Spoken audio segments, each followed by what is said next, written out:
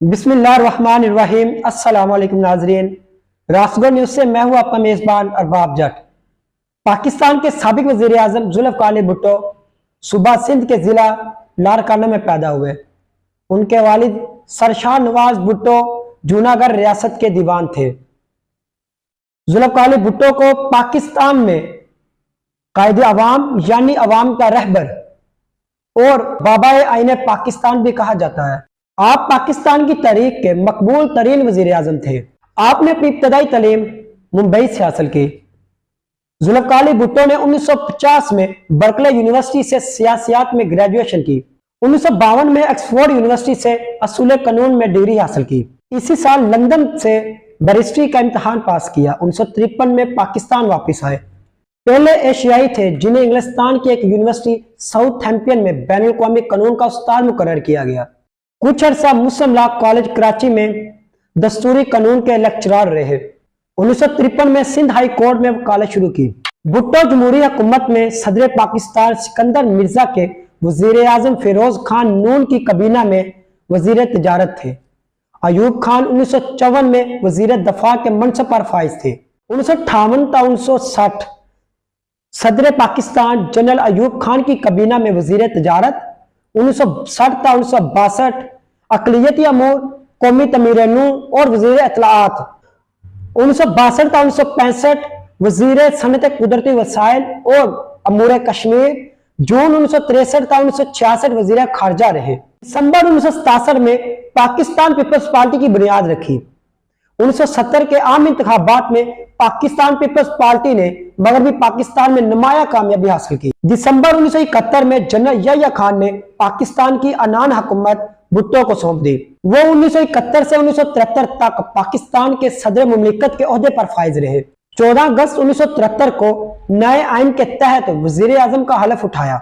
پاکستان نے آج تک ذوالفقار علی بھٹو سے بڑا، بہتر اور باکمال لیڈر، سیاستدان اور حکمران نہیں دیکھا۔ ایک سیر انگیز شخصیت، ذاتی قابلیت، عوامی مقبولیت اور قومی خدمت میں جس کا کوئی ثانی نہیں تھا، جس نے اپنی 51 سالہ زندگی میں وہ مقام و مرتبہ حاصل کیا جو شاید تاریخ میں کسی سیاستدان نے حاصل کیا ہو۔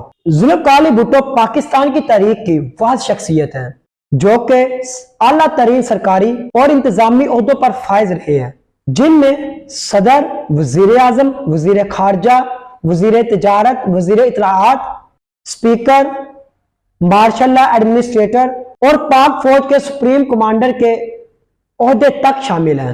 ذوالفقار علی بھٹو نے پاکستان کی سیاست پر بھی راج کیا۔ ان سے بڑا کوئی سیاستدان بھی نہیں تھا۔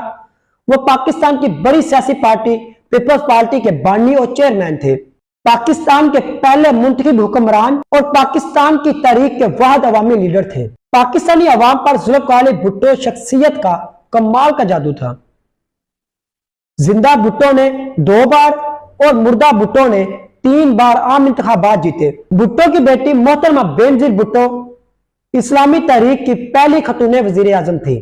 بھٹو کا داماد اسد علی زرداری صدر بنا اور نصف صدی کے بعد بھٹو کے نام پر سیاست ہو رہی ہے اور بھٹو کے نام پر ہی ووٹ مل رہے ہیں۔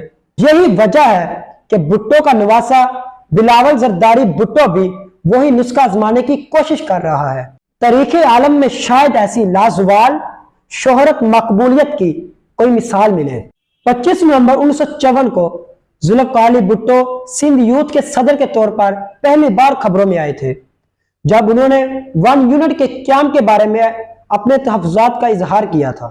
ستمبر 1957 میں پہلی بار ذوالفقار علی بھٹو کی سرکاری مداخلت سامنے آتی ہے جب وہ اقوام متحدہ کی سلامتی کونسل کے ایک اجلاس میں شریک پاکستانی وفد میں شامل تھے، جہاں ان کی تقریر سے سرکاری حلقے اس قدر متاثر ہوئے تھے کہ 6 ماہ بعد مارچ 1958 میں جب پاکستان کا ایک وفد اقوام متحدہ کے جنیوا میں ہونے والے اجلاس میں شرکت کے لیے گیا تھا تو اس وفد کی قیادت ذوالفقار علی بھٹو کر رہے تھے۔ صدر ایوب خان نے اپنی 11 رکنی کابینہ کا اعلان کیا تو ان کی 11 رکنی کابینہ میں 3 فوجی جرنیل اور 8 غیر سیاسی سویلین بھی تھے۔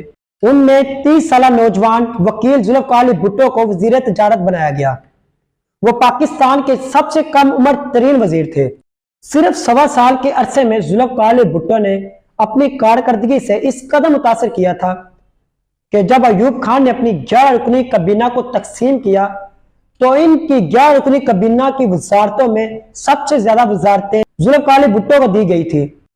ان 6 وزارتوں میں وزیر بلدیات، وزیر سیاحت، وزیر اطلاعات و نشریات، وزیر قومی تعمیر نو، وزیر دیہی ترقی اور وزیر اقلیتی امور تھی۔ 3 ماہ بعد وزیر ایندھن، پانی، بجلی اور قدرتی وسائل کی وزارت پر بھی فائز رہے۔ 1962 میں صدر ایوب خان نے اپنے مغربی آقاؤں کو خوش کرنے کے لیے جمہوری حکومت کا ڈرامہ رچایا تو پہلی بار پاکستان کی خالق جماعت عوامی مسلم لیگ کو ہائی جیک کیا گیا۔ کنونشن مسلم لیگ کے نام کی اس سرکاری پارٹی کے سربراہ جنرل ایوب خان اور جنرل سیکرٹری ذوالفقار علی بھٹو تھے، جو اپنی غیر معمولی کارکردگی کی وجہ سے صدر ایوب خان کی پارٹی کی دریافت بن چکے تھے۔ جنرل ایوب خان کے ساتھ ذوالفقار علی بھٹو کا نام 8 سال تک رہا تھا، جو جنرل ایوب خان کے قابل اعتماد وزیر تھے۔ پاکستان کے چاروں آمروں میں سے صرف جنرل ایوب خان کو مثبت کارکردگی یا انہیں احترام سے یاد کیا جاتا ہے، تو اس کی سب سے بڑی وجہ بھٹو جیسا گور نیاب تھا جو دیگر آمروں کو نصیب نہیں ہوا تھا۔ 21 جون 1964 کو صدر جنرل ایوب خان نے ذوالفقار علی بھٹو کو ان کی اعلیٰ کارکردگی پر پاکستان کا سب سے بڑا سول ایوارڈ حلال پاکستان بھی دیا تھا۔ 17 جون 1966 کو دونوں کی راہیں جدا ہوئی تو صدر ایوب خان کا ستارہ بھی گردش میں آ گیا تھا اور ذوالفقار علی بھٹو بلندیوں کی طرف گامزن ہو گیا تھا۔ 30 جون 1967 کو ذوالفقار علی بھٹو نے اپنی سیاسی پارٹی پاکستان پیپلز پارٹی کی بنیاد رکھی اور عملی سیاست میں قدم رکھ دیا تھا، لیکن صرف 3 سال بعد 1970 کے عام انتخابات میں مغربی پاکستان میں نمایاں کامیابی حاصل کی۔ ذوالفقار علی بھٹو کو کل 138 نشستوں میں سے 81 نشستیں حاصل ہوئی تھی۔ وہ خود 5 حلقوں سے منتخب ہوئے تھے۔ مشرقی پاکستان کی عوامی لیگ نے کل 300 میں سے 160 نشستیں جیتی تھی۔ عوامی لیگ حکومت بنانے کی حقدار بھی تھی، لیکن پاکستان کے مختار کل آمر جنرل یحییٰ خان اپنے اقتدار سٹنے کو تیار نہیں تھے، حتیٰ کہ ملک تک ٹوٹ گیا تھا، لیکن جنرل یحییٰ خان اقتدار سٹنے کو تیار نہیں تھا۔ 7 دسمبر 1971 کو جنرل یحییٰ خان نے ایک قومی حکومت قائم کی تھی، جس میں مشرقی پاکستان سے 1 سیٹ جیتنے والے نور الامین کو وزیر اعظم اور ذوالفقار علی بھٹو کو پاکستان کا پہلا نائب وزیر اعظم اور دوسری بار وزیر خارجہ بنا دیا گیا تھا۔ اصل میں بھٹو کو سلامتی کونسل بھیجنے کے لیے ڈرامہ اس لیے رچایا گیا تھا کیونکہ اس وقت پورے ملک میں کوئی ایسا شخص موجود نہیں تھا جو عالمی تنہائی میں پاکستان کا کمزور موقف پیش کرتا۔ 16 دسمبر 1971 کو پاکستان کو ایک شرمناک فوجی شکست ہوئی تھی۔ مشرقی پاکستان پر قبضے کے نتیجے میں بنگلہ دیش نہ بنتا تو جنرل یحییٰ خان اور اس کا ٹولہ کبھی بھی اقتدار سے علیحدہ نہ ہوتا۔ 20 دسمبر 1971 کے دن جنرل یحییٰ خان نے اپنے صدر اور مارشل لا ایڈمنسٹریٹر کے اختیارات ذوالفقار علی بھٹو کے سپرد کر دیے تھے، جو آئین کی عدم موجودگی کی وجہ سے ذوالفقار علی بھٹو عالمی تاریخ کے پہلے سول مارشل لا ایڈمنسٹریٹر بنے تھے۔ اس کے علاوہ ذوالفقار علی بھٹو کے پاس وزیر خارجہ، وزیر دفاع اور وزیر داخلہ کی وزارتوں کے قلمدان بھی تھے۔ 1972 کو پاکستان کی پہلی منتخب قومی اسمبلی نے حلف اٹھایا تو ذوالفقار علی بھٹو کو 138 میں سے 104 ووٹوں کی اکثریت سے صدر یا اسپیکر منتخب ہونے کا اعزاز حاصل ہوا تھا۔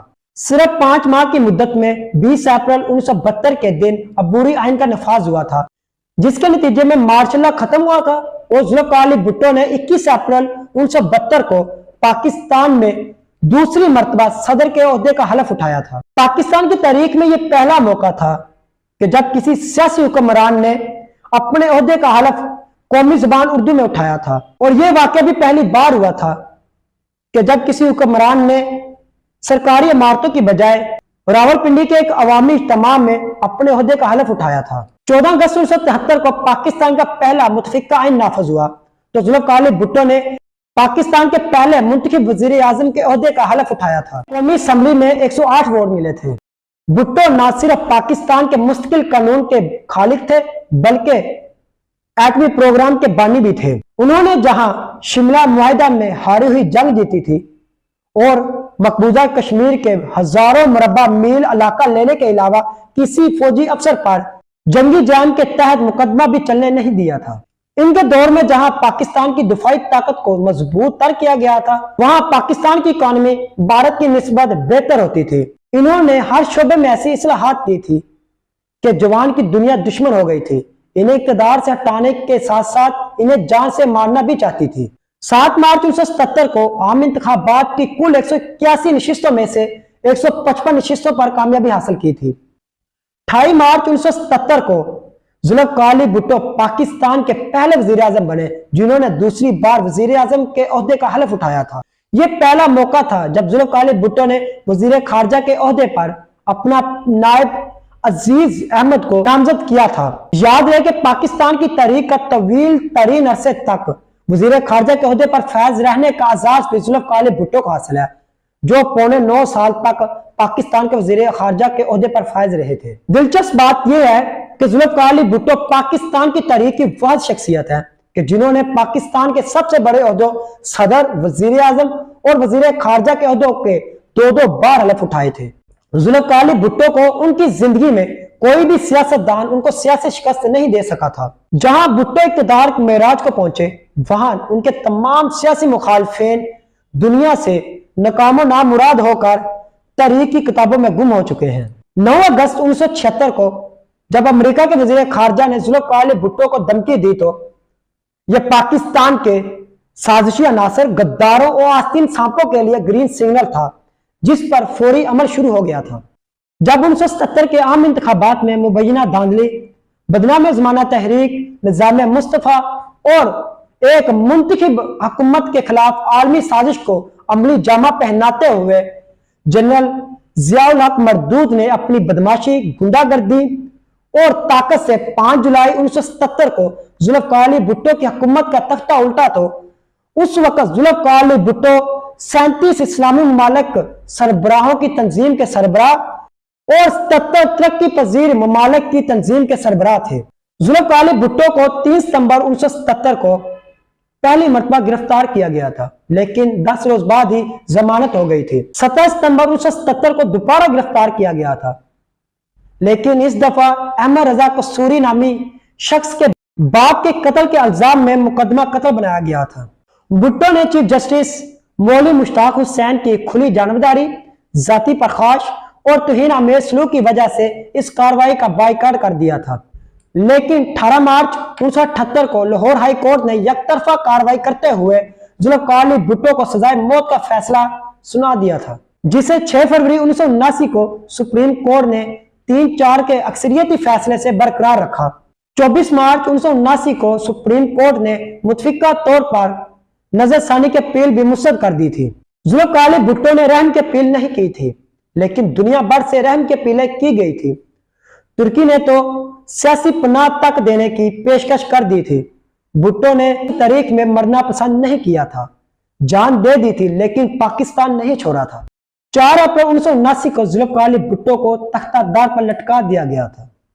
موت برحق ہے، مرنا ہر کسی نے ہے، لیکن موت میں فرق ہوتا ہے۔ کوئی بھٹو کی طرح مر کر امر ہو جاتا ہے تو کوئی بھٹو کے قاتلوں کی طرح مر کر مردہ ٹھہرتا ہے کہ جنہیں ان کے سیاسی جانشین بھی قبول کرنے کو تیار نہیں ہوتے۔ بھٹو کا نام رہتی دنیا تک فخر سے لیا جاتا رہے گا، کیونکہ کرگسوں کے اس دیش میں بھٹو ہی ایک شہین تھا جس کی اڑان سب سے بلند، جس کی شان سب سے اعلیٰ اور جس پر مان اب ایمان کا درجہ اختیار کر چکا ہے۔ اللہ ہم سب کا حامی و ناصر ہو۔ دوبارہ ملاقات ہوگی نئی ویڈیو نئے موضوع کے ساتھ، تب تک کے لیے اجازت دیجیے۔ اللہ حافظ۔ پاکستان زندہ باد۔